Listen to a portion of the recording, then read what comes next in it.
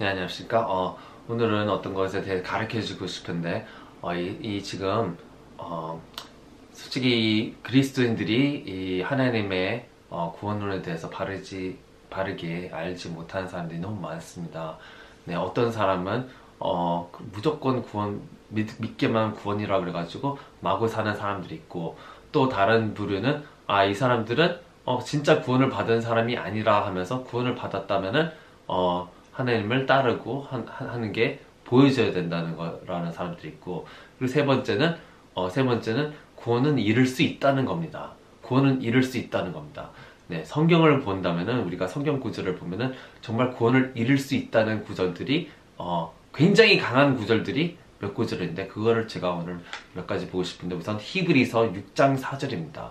네, 한 번 빛을 받고 하늘의 선물을 맛보고 성령님께 참여한 자가 되고 하나님의 선한 말씀과 오는 세상의 권능을 맛본 자들이 만일 떨어져 나가면은 그들을 새롭게 하여 회개에 이르게 함이 불가능하니 그들은 자기들을 위해 하나님의 아들을 새로이 십자가에 못 박아 드러내놓고 그분을 모욕하느니라. 이 절대로 주님께서는 두 번 다시 십자가에 올라가지 않습니다. 네, 다음에 오실 때는 십자가에 이렇게 매달려서 죽고 그러진 않아요, 절대로. 그렇기 때문에 하나님의 권능을 맛보고 하나님의 선한 말씀과 성령을 맛보고 성령께 함께 참여자고 한번 빛을 받은 자들이 만일 떨어져 나간다면은 그들 다시 회개케 하는 것은 불가능합니다. 이거는 어떤 자들이냐? 바로 성령을 받은 자, 네, 방언을 받고 능력을 받고 하나님께 동행하는 자들, 능력을 받았어요. 하나님의 강력한 능력을 받았는데 이들이 하나님, 난 더 이상 하나님 안 섬겨요. 나는 내 마음대로 살 거예요 하고 하나님을 두려워하지 않고 그냥 마구 자기 마음대로 살는 이런 사람들이 회개에 다시 돌아가는 건 불가능합니다. 이거는 레벨이 좀 높은 사람들이에요. 그래서 분명히 이 성경 구절에는 하나님을 대적하고 네가 하나님 믿는 사람들이 하나님을 대적하고 하나님을 감히 마구 떠나 절대로 다시 그들을 새롭게 할 수 없다는 거예요. 예를 들어 이런 사람들은 베드로나 바울과 같은 정말 아니 목사님들 같은 이런 하나님과 친밀한 관계를 가졌던 사람들이에요. 이 사람들이 만일 하나님을 배반하고 죄악을 일으키고 떨어져 나간다면 다시 그들을 새롭게 할 수 없다는 거예요. 더 이상 새롭게 할 수 없습니다. 그래서 우리가 주님을 두렵고 떨림으로 섬겨서 우리 구원에 이르는 거는 이르러야 된다는 겁니다. 아멘. 네. 두 번째 구절 한번 보겠습니다. 히브리서 10절 26절을 봅니다. 우리가 진리에 관한 지식을 받은 뒤에 고의로 죄를 지으면 다시는 죄들로 인한 희생물이 남아있지 않고 대적들을 삼킬 심판과 불같은 경로에 대하여 두렵게 기다리는 어떤 일만 남아있느니라. 네. 잘 보세요. 우리가 만약에 진리에 관한 지식을 받은 뒤에 고의로 죄를 지었다는 것은 고의로 마귀에게 이제 시험을 받아서 죄를 짓는 건 아니에요. 마귀에서 시험 받는 거는 그냥 내가 기도하지 않고 성경 읽지 않고 몸이 약해지고 마음이 약해져서 약해진 때문에 죄를 지은 거예요. 근데 고의로 지는 죄는 나는 더 이상 하나님 더 이상 안 섬겨. 뭐 그런 게 어딨어. 더 이상 하나님 안 믿어. 하면서 내 마음대로 막 살 거야 하면서 자기 마음대로 그냥 자기의 정욕 따라서 자기의 마음대로 왕이 돼서 마구 사는 그리스도인 얘기하는 거예요.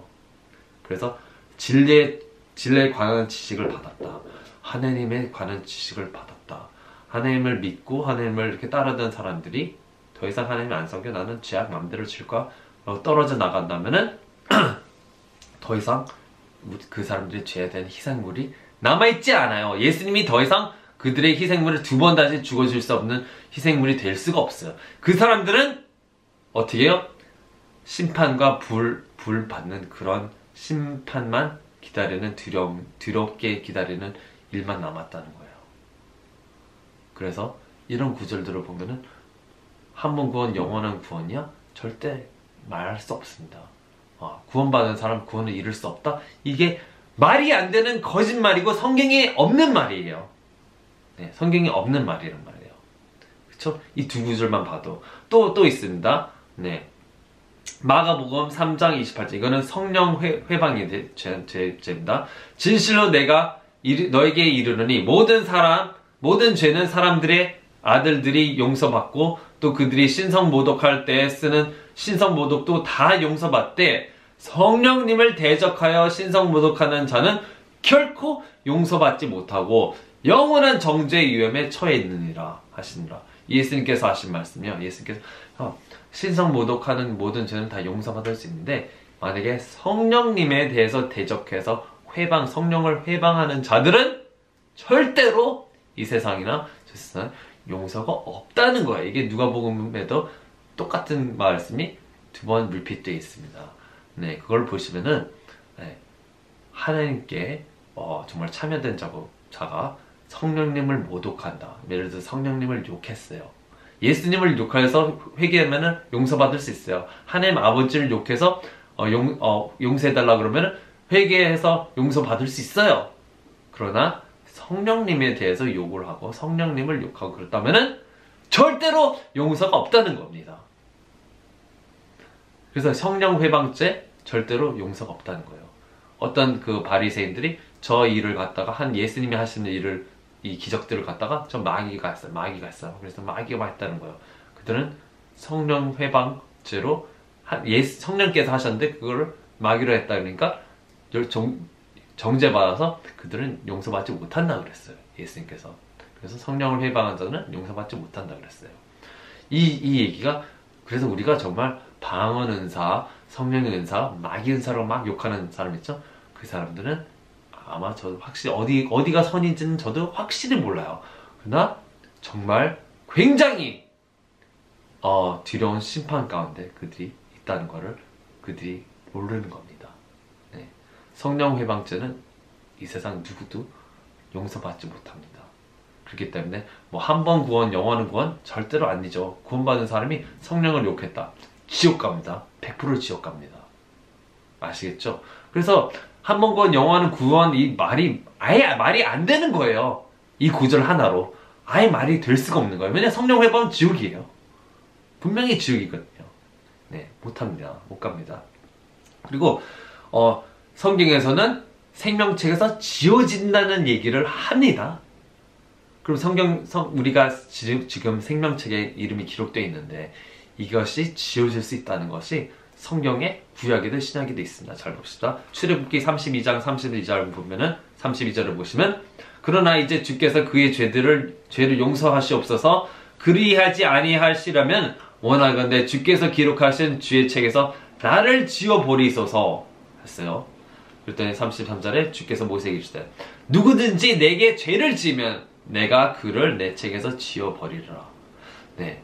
그래서 모세에게 네 맘대로 내가 생명책에서 이름 막 지우는 게 아니야. 나한테 죄를 짓는 누구나 나에게 죄를 짓는 사람 그 사람의 이름을 내가 생명책에서 지워버린다는 거예요. 네. 물론 회개하면은 안 지우지만 네. 회개하지 않고 그대로 죄가 있으면 그 사람의 이름을 생명책에서 지워버린다는 거예요. 회개하는 마음이 없어요. 회개하는 거는 주님을 정말 두렵고 떨림으로 섬기고 그럴 때 회개하는 마음이 있는 겁니다. 네. 그러면서 이 요한계시록에 똑같은 비슷한 얘기가 나와요. 3장 5절을 보시면 이기는 자 곧 그는 흰옷을 입을 것이요 내가 그의 이름을 생명책에서 지워버리지 아니하고 그의 이름을 내 아버지와 앞과 그분의 천사들 앞에서 시인하라. 잘 보세요. 어떤 자가 생명책에서 지워지지 않습니까? 이기는 자, 죄악을 넘어서 이기는 자, 주님과 함께 이기는 자가 되지 아니하면 생명책에서 지워지지만 이기는 자가 되면은 주님께서 지우지 않겠다는 겁니다. 그래서 승리하는 자가 어떤 사람이냐?